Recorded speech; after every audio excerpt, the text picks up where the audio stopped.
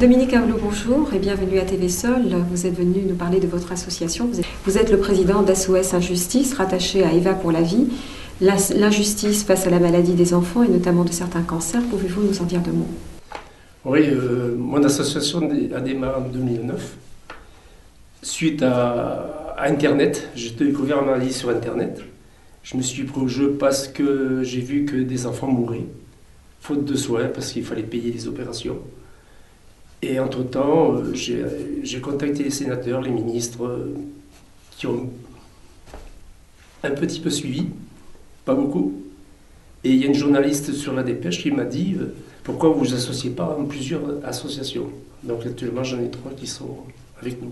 Vous militez avec d'autres associations pour mieux faire connaître notamment le gliome, qui est un cancer bien particulier rattaché aux maladies orphelines, et sensibiliser l'opinion publique. C'est une maladie très inconnue aux yeux du public. Vous pouvez nous en dire deux mots? Oui, ça se prend au tronc cérébral et l'enfant a une espérance de vie maximum 6 mois, 1 an, pas plus. Avec des bandes d'action tout de même possibles. Oui, mais aux États-Unis. Donc, on opère aux États-Unis. Vous êtes à l'origine donc de 2 projets de loi. Qu'en est-il?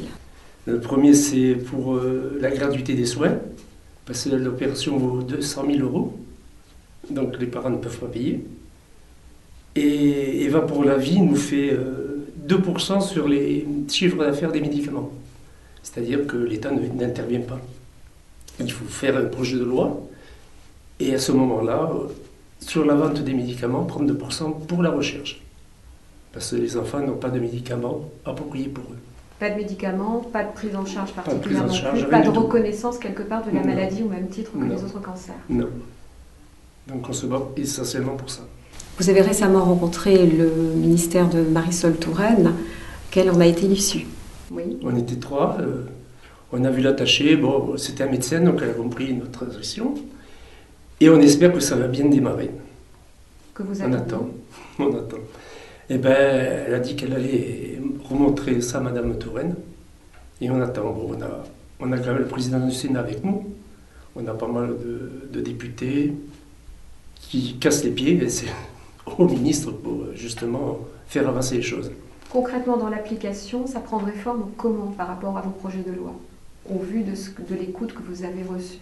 En principe, il y a une étude de projet de loi, il y a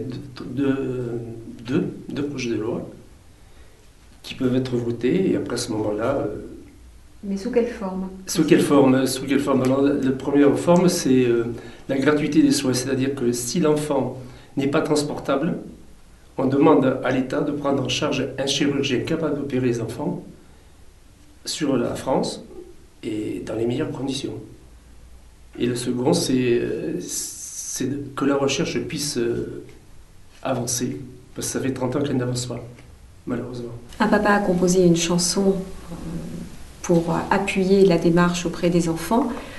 Pouvez-vous nous dire où nous pouvons trouver cette chanson, cet album? Eh bien, elle sort en principe fin de mois. C'est sous forme d'un CD, 2 titres, et après il y aura un CD avec une quinzaine de chansons. Et tout le bénéfice sera reversé à l'association. Par le filtre de l'association, on peut trouver cette chanson. Ouais. Donc vous allez donner... Non, il sera dans les bacs. Il sera dans les bacs. D'accord. Ouais. Pour le moment, il est en cours d'enregistrement.